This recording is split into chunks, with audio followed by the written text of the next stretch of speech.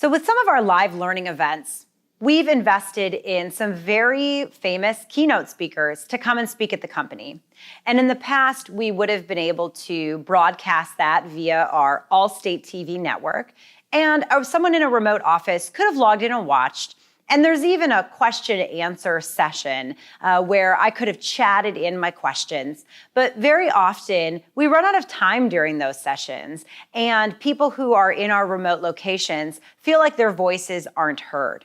So we enjoyed that we were able to send some thought exchange questions in advance saying, this is the topic, this is the speaker. What things do you want to know? Or what are your ideas around this topic that they're going to be speaking about?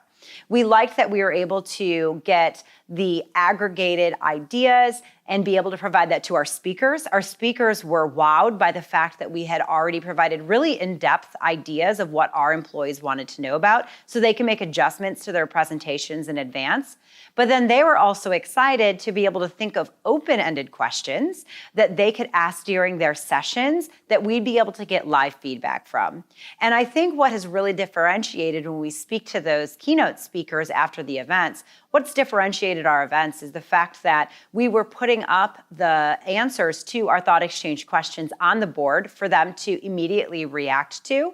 And they liked that it wasn't just the first person whose hand was in the air or perhaps someone I knew in the audience that I could call on them directly, that those were the questions being heard. They were being directed to, these are the topics, these are the things that these learners want to know most about.